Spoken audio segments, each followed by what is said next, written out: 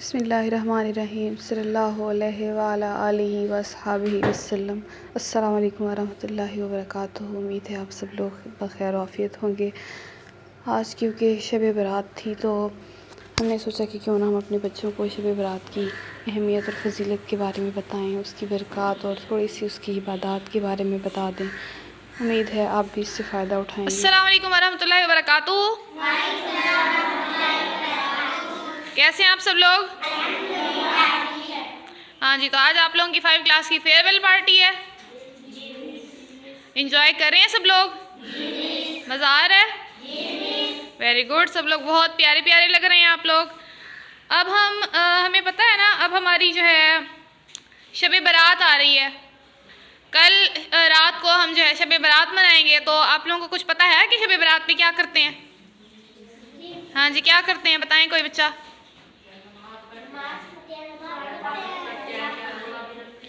हाँ जी, अल्लाह ताला की इबादत करते हैं रात को और दिन को रोज़ा रखते हैं। Very good. अब शब बारात की कितनी फजीलत है उसके बारे में मैं आपको थोड़ी सी एक छोटा सा वाक़या बताती हूँ कि हज़रत इमाम अब्दुर्रहमान सफ़ूरी रहमतुल्लाह अलैह फरमाते हैं कि एक मरतबा हज़रत ईसा अलैहिस्सलाम किसी पहाड़ के पास से गुजर रहे थे। हज़रत ईसा अलैहिस्सलाम का पता है ना, अल्लाह ताला के पैगंबर थे। वो किसी पहाड़ के ऊपर पास से गुजर रहे थे तो वहाँ उनकी नज़र एक अजीब व गरीब सफ़ेद पत्थर पे पड़ी। आप हैरत से उसे रुक के देखने लग गए कि ऐन उसी वक्त अल्लाह ताला ने वही नाजिल फरमाई और इरशाद फरमाया, ए ईसा अलैहिस्सलाम, क्या इससे ज़्यादा अजीब तर चीज़ तुम पर ज़ाहिर ना कर दूँ? तो अर्ज़ किया, हाँ ज़रूर। चुनाचा वो सफ़ेद पत्थर फट गया और उसमें से एक इबादत गुजार बुज़ुर्ग हाथ में असा लिए हाजिर हुए। असा का पता है? वो जो हाथ में छड़ी पकड़ते हैं, लाठी पकड़ते हैं। उन्होंने वो हाथ में पकड़ी हुई थी। बुज़ुर्ग थे, बहुत इबादत गुजार बुज़ुर्ग थे। तो हज़रत ईसा अलैहिस्सलाम ने इन बुज़ुर्ग से पूछा कि तुम इस पत्थर में कितने साल से इबादत में मसरूफ़ हो? तो बुज़ुर्ग कहने लगे 400 बरस से। ये सुनकर हज़रत ईसा ने अल्लाह ताला की मुक़द्दस बारगाह में अर्ज़ की, ए अल्लाह, मेरा ये गुमान है कि इस बंदे से ज़्यादा इबादत गुजार बंदा तो कोई दूसरा है ही नहीं। तो अल्लाह ताला ने इरशाद फरमाया, ए ईसा, मेरे महबूब नबी हज़रत मोहम्मद सल्लल्लाहु अलैहि वसल्लम के उम्मती का शाबान की 15वीं शब में 2 रकात नमाज पढ़ लेना उसकी 400 बरस की इबादत से भी अफजल है। अब देखें कितनी फजीलत है कि एक बुज़ुर्ग 400 साल इबादत कर रहे थे। तो लेकिन अगर हम लोग शब बारात की रात को सिर्फ 2 रकात नफल नमाज ही पढ़ लेंगे तो हमें कितना सवाब मिलेगा? 2 रकात नफल नमाज के हम इतना सवाब हासिल कर लेंगे कि हमें 400 साल की इबादत का सवाब मिल जाएगा। तो कितनी अफजल है ये रात। तो इस रात जो है हमें क्या करना चाहिए? ज़्यादा से ज़्यादा इबादत करनी चाहिए और अल्लाह का ज़िक्र अज़कार करना चाहिए, नवाफिल पढ़ने चाहिए, कुरान पाक की तिलावत करनी चाहिए। और जो चीज़ें हमें नहीं करनी चाहिए उनमें क्या है, हमें क्या नहीं करना चाहिए? हाँ जी, वेरी गुड। पटाखे नहीं बजाने चाहिए, आतिशबाजी नहीं करनी चाहिए हमें। ये जो पटाखे हम बजाते हैं आतिशबाजी है ना। और ये क्या है कि हिंदुओं की एक किस्म की ये नकल करते हैं हम लोग। हिंदुओं के जो त्यौहार हैं, मैंने आपको पहले भी बताया था, दिवाली वगैरह, तो वो लोग उस पर जो है आतिशबाजी करते हैं और पटाखे बजाते हैं। चिंगारियों वाली कोई भी इस तरह की चीज़ें होती हैं जो वो लोग जलाते हैं और खुश होते हैं। तो हमें इस तरह का नहीं करना चाहिए। इससे जो है एक तो नुकसान होता है और दूसरे जो है अल्लाह पाक ने इससे मना फरमाया, सख्त गुनाह है। अब देखो, इबादत की रात है, हमें तो सवाब समेटना चाहिए ना। अल्लाह ताला की रहमतें नाजिल हो रही होती हैं और हम लोग जो है वो पटाखे बजा के उन रहमतों को ज़ाया कर रहे होते हैं। कितनी बुरी बात है ना। पहले ज़माने में लोग होते थे, वो अब भी होंगे, आतिश परस्त जिन्हें कहते हैं, वो लोग आग की पूजा करते हैं। तो वो लोग जो है समझो आग से खेलते थे और इस तरह की हरकतें करते थे। तो अब हमें तो इस तरह नहीं करनी चाहिए ना। हम अल्हम्दुलिल्लाह मुसलमान हैं तो हमें इन चीज़ों से दूर रहना चाहिए। एक तो आतिशबाजी से हमारा अपना नुकसान होने का ख़तरा, खुदा ना खास्ता कहीं आग लग सकती है, हमें कोई नुकसान हो सकता है, हमें भी तो आग लग सकती है ना, हम जल सकते हैं, अल्लाह ना करे। और हमारे पैसे भी ज़ाया हो रहे होते हैं कि नहीं? कितने कितने पैसे हम पटाखों पे ज़ाया कर देते हैं। तो उन पैसों से हम अपनी कोई काम की चीज़ भी ले सकते हैं, होता है ना ऐसे। अब जब हम पटाखे बजा रहे हैं, बाज़ार से जाएंगे, पटाखे ख़रीदेंगे, आतिशबाजी का दूसरा सामान ख़रीदेंगे, उन पैसों से हम किसी गरीब की मदद कर दें, अल्लाह भी खुश हो जाएगा, वो बंदा भी खुश हो जाएगा और हमें भी खुशी मिलेगी। हम अपनी किसी ज़रूरत पे उनको खर्च कर लें, ठीक है ना। तो आज हमने क्या पक्का अहद करना है, पक्का प्रॉमिस करना है कि हमने क्या नहीं करना? हाँ जी, कल शब बारात होगी, यानी कि 14वीं और 15वीं शबान की दरमियानी शब। तो हमने क्या करना है, ज़्यादा से ज़्यादा उसको इबादत में गुजारना है। हमने पटाखे वटाखे नहीं बजाने। हमारे जो आसपास के लोग हैं, हमारे जो गली मोहल्ले के हमारे बच्चे होंगे, पड़ोसी होंगे, हमारे जानने वाले हैं, हमारे रिश्तेदार हैं, हमने उनको भी बताना है जो पटाखे बजा रहे हैं, जो हमें कह रहे हैं कि भाई तुम पटाखे बजा रहे हो, हमने तो पटाखे लिए हुए हैं, हाँ, या हम पटाखे लेने जाएंगे, तुमने पटाखे लिए हैं, ऐसे होता है ना, बच्चों में आपस में बातचीत होती है।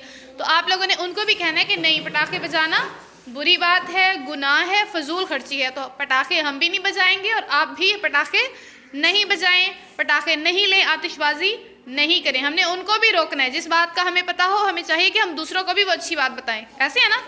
तो इसका भी हमें सवाब मिलेगा। अगर हमारी ये बात बताने से कोई हमारी बात पे अमल करेगा, अच्छी बात पे, तो हमें क्या होगा, इस चीज़ का भी, हाँ जी, वेरी गुड, सवाब मिलेगा इस चीज़ का भी। अब जी कुछ ख़ास इबादतें हैं शब बारात के हवाले से, कुछ नवाफिल हैं, तो अगर हम वो लोग पढ़ें तो उनके काफ़ी ज़्यादा फ़ज़ाइल हैं। तो सबसे पहले है, वो कह रहे हैं, एक इबादत है कि शब बारात बाद नमाज मगरिब, यानी कि मगरिब की नमाज के बाद आप लोगों ने 6 रकातें पढ़नी है। 6 रकात नमाज 2-2 रकात करके, ठीक है ना। पहली 2 रकात उम्र की दराजी के लिए होती है, दूसरी 2 रकात दफ़ा बला के लिए, तीसरी 2 रकात हुसूल दौलत की नीयत से पढ़ें। और हर 2 रकात के बाद सूरत यासीन शरीफ एक बार या फिर सूरत इखलास यानी कि कुल हुवल्लाहु अहद वो 21 बार आपने पढ़नी है। और उसके बाद दुआए निस्फ़ शबानुल मुअज़्ज़म जो है वो भी एक दफ़ा पढ़नी है, ठीक है ना। तो इससे क्या होगा कि आपकी जो पहली 2 रकात पढ़ेंगे वो आपकी उम्र की दराजी के लिए होगी, अल्लाह पाक आपकी उम्र दराज करेंगे। दूसरी जो 2 रकात पढ़ेंगे तो उससे आपकी अल्लाह पाक जो बलाएं मुसीबतें होंगी उनको टाल देंगे। और तीसरी 2 रकात जो आप पढ़ेंगे उसके लिए जो है हुसूल दौलत की नीयत से पढ़नी है। तो मतलब ये नीयत आप लोगों ने ऐसे करनी है कि पहली 2 रकात में आपकी नीयत होगी कि मैं उम्र की दराजी के लिए पढ़ रहा हूँ, दूसरी 2 रकात पे नीयत होगी कि मैं जो हूँ बलाओं के दफ़ा होने के लिए पढ़ा हूँ, मुसीबतें बलाएं सारी टल जाएं। और तीसरी 2 रकात जो होगी वो हुसूल रिज़्क़ के लिए होगी कि भाई अल्लाह ताला हमारे रिज़्क़ में बरकत डाले, ठीक है। और एक और छोटी सी जो है इबादत ऐसे है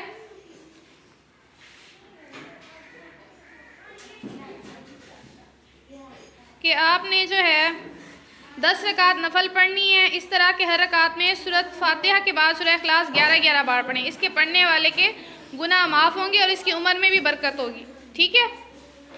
वैसे तो आपने नफल नमाजें भी पढ़नी है और आपने कुरान पाक की तिलावत भी करनी है, ठीक है ना। और क्या करना है, आपने ज़्यादा से ज़्यादा ज़िक्र अस्कार करना है, दरूद पाक पढ़ना है, कुरान पाक की तिलावत करनी है और दुआएं बहुत ज़्यादा करनी है इस रात, ठीक है ना।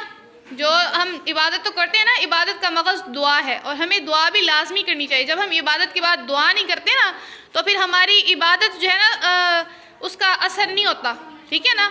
अल्लाह पाक कहता है कि मुझसे मांगो, तो जब हम अल्लाह की इबादत करेंगे तो हम अल्लाह से दुआ भी मांगें, जो हमारी ज़रूरतें हैं, जो हमारी नेक ख्वाहिशात हैं, जो अच्छी बातें हैं, जो हमें हमारे लिए अच्छा है, अल्लाह से वो मांगना चाहिए। हमें हिदायत मांगनी चाहिए, अल्लाह से नेकी मांगें, ठीक है ना। दुआ ज़रूर मांगनी, इबादत के बाद आपने दुआ हर हाल में मांगनी है, ठीक है ना।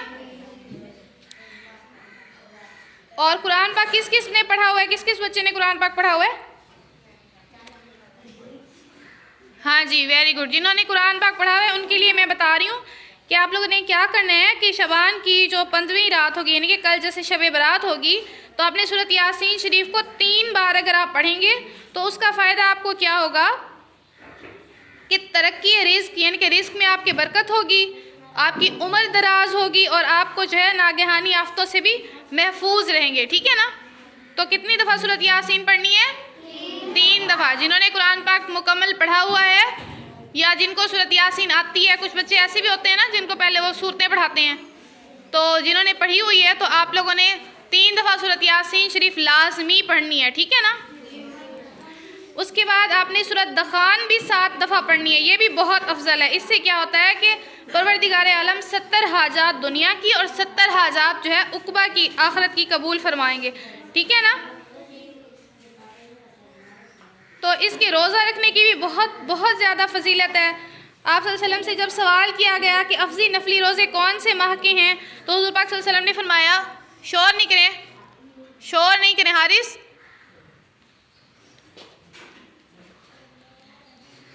हाँ जी, मैं आप लोगों को बता रही थी कि जब हुज़ूर पाक सल्लल्लाहु अलैहि वसल्लम से सवाल किया गया कि सबसे अफजल नफली रोज़े, रमज़ान के रोज़े तो हम पे फ़र्ज़ है ना, वो तो हमने रखने ही रखने हैं हर हाल में, ठीक है ना।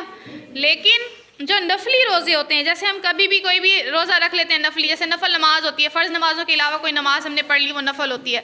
ऐसे ही अगर कोई नफली रोज़ा रखना चाहे तो वो रख सकता है, कभी भी रख सकता है, ठीक है। तो किसी ने, हज़रत अनस फरमाते हैं कि उन्होंने हुज़ूर पाक सल्लल्लाहु अलैहि वसल्लम से सवाल किया कि सबसे अफजल नफली रोज़े कौन से माह के हैं, तो फरमाया शबान में। हुज़ूर पाक सल्लल्लाहु अलैहि वसल्लम ने फरमाया जो शख्स माह शबान के 3 रोज़े रखता है और फिर वो मुझ पर सलातो सलाम भी पढ़ता है तो अल्लाह ताला उसके तमाम गुज़श्ता गुनाह माफ़ फरमा देते हैं।